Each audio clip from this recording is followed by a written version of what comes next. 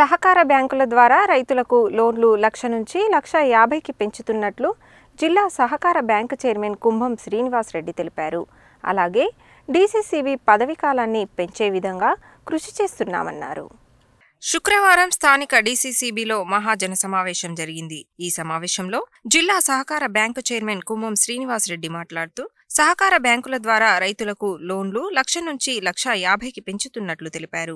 అలాగే డీసీసీబీ పదవీ కాలాన్ని పొడిగించాలని సంబంధిత మంత్రి తుమ్మల నాగేశ్వరరావుతో పాటు ఇతర మంత్రులను కలవడం జరిగిందని, ఇందుకు మంత్రులు సానుకూలంగా స్పందించారని చెప్పారు. ఈ సమావేశంలో మాజీ DCCB chairman Gongidi Mahender Reddy, DCMS chairman Venkatreddy, CEO Shankarrao, డైరెక్టర్లు పాషం రామరెడ్డి, చైర్మన్లు పాల్గొన్నారు. ఈరోజు మన ఉమ్మడి నల్గొండ జిల్లా సహకార కేంద్ర బ్యాంకు జనరల్ బాడీ సమావేశం, మహాజన సమావేశం ఏర్పాటు చేసుకోవడం జరిగింది. ఈ సమావేశానికి మా వైస్ చైర్మన్ గారితో పాటు మాజీ చైర్మన్ మహేందర్ రెడ్డి గారు, మరి మా పాలక మండలి సభ్యులు, డీసీఓలు, మరియు వివిధ పిఎస్సిఎస్ల భారీ ఎత్తున పిఎస్సిఎస్ చైర్మన్ కూడా ఈ యొక్క మహాజన సభలో పాల్గొని విజయవంతం చేయడం జరిగింది. గత జనరల్ బాడీలో మేము పెట్టుకున్నటువంటి 1,00,000 రూపాయలున్న క్రాప్ లోన్, ఎస్ఏఓ లోన్ ఏదైతే ఉన్నదో అది 1,50,000 రూపాయలకు పెంచాలని చెప్పేసి మేము అనుకోవడం జరిగింది, తీర్మానం చేసుకోవడం. దానికి అనుగుణంగానే దాన్ని కూడా ఇంప్లిమెంట్ చేయడం జరిగింది. అది 1,50,000 రూపాయలు ఇవ్వడం జరుగుతుంది. తర్వాత గతంలో క్రాప్ లోన్ తీసుకునే వాళ్ళకు పాత పాస్బుక్, టైటిల్ డీడ్ ఇవన్నీ కూడా ఉంటుండే. ఇప్పుడు ఆ టైటిల్ డీడ్, పాత పాస్బుక్ అలాంటివి ఏమడకుండా ఓన్లీ కొత్త పాస్బుక్ తోటే 1,50,000 రూపాయలు ఇవ్వాలని చెప్పేసి కూడా మేము జనరల్ బాడీలో తీర్మానం చేసుకోవడం జరిగింది. అట్లానే రాష్ట్రంలో అన్ని డీసీసీబీలు 8 డీసీసీబీలు 30 కోట్లు 20 కోట్ల రూపాయలు తెచ్చుకుంటే మనం నల్గొండ డీసీసీబీకి ఇప్పటికి 90 కోట్ల రూపాయలు ఎస్ఏఓ లోన్, కొత్త క్రాప్ లోన్లు ఇవ్వడం జరిగింది. ఇంకా 10 కోట్ల రూపాయలకు కూడా ఈరోజు మనము టెస్కాబ్కు, అపెక్స్ బ్యాంకు అప్లికేషన్ పెట్టుకోవడం కూడా జరిగిందని చెప్పేసి ఈ సందర్భంగా తెలియజేస్తూ ఉన్నాను.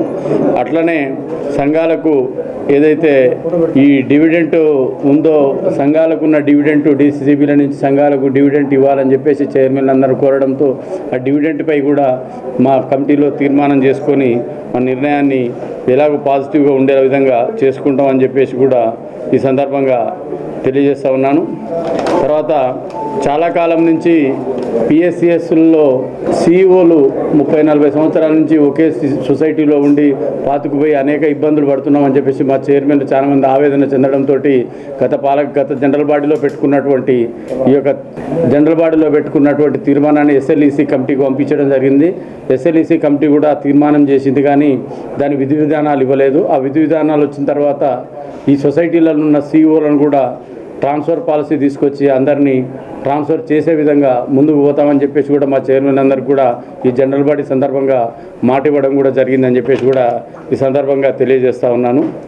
అలాగే సకాలంలో అగ్రికల్చర్ ఎస్ఏఓ లోన్స్ ఏదైతే క్రాప్ లోన్స్ చెల్లించిన రైతులకు కేంద్ర ప్రభుత్వం ఇస్తున్నటువంటి 3% వడ్డీ రాయితీ, 3% సబ్వెన్షన్ ఏదైతే ఉందో ఆ వడ్డీ రాయితీ కూడా 2022-23 వరకు రావడం జరిగింది. 23-24 సంవత్సరం పెండింగ్ ఉన్నది కాబట్టి దాన్ని కూడా మనము 3% సబ్వెన్షన్ 2024 వరకు ఇవ్వాలని చెప్పేసి కూడా మనము ఇప్పటి వరకు మనం పైన అప్లికేషన్ పెట్టుకోవడం జరిగింది. దానికి అనుగుణంగా త్వరలోనే ఆ 3% సబ్వెన్షన్ కూడా రైతుల అకౌంట్లో జమ చేయడానికి ప్రయత్నం చేస్తామని చెప్పేసి కూడా ఈ సందర్భంగా తెలియజేస్తా ఉన్నాము.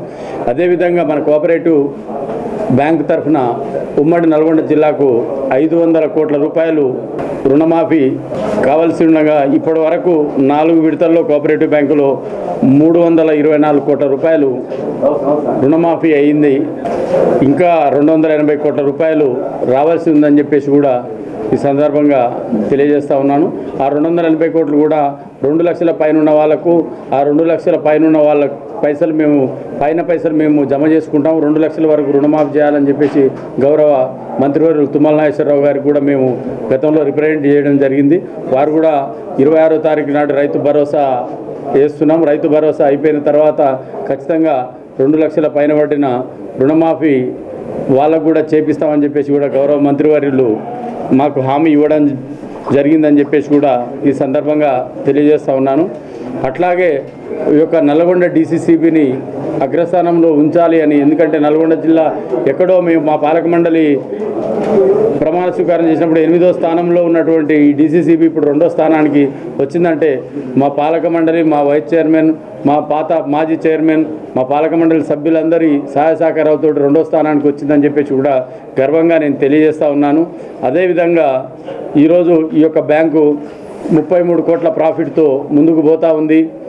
100 కోట్ల డిపాజిట్స్ తీసుకోవాలని చెప్పేసి స్పెషల్ డ్రైవ్ పెట్టి మేము గత 3 నెలల నుంచి మా అధికారులతోటి మేము ఓన్ ఫండ్స్ పెంచుకోవాలనే ఉద్దేశంతో ప్రజల నుండి మేము 100 కోట్ల రూపాయల డిపాజిట్స్ తీసుకోవాలని చెప్పేసి ఒక కృతనిశ్చయంతో ఒక స్పెషల్ డిపాజిట్ స్కీమ్ కూడా పెట్టడం జరిగింది.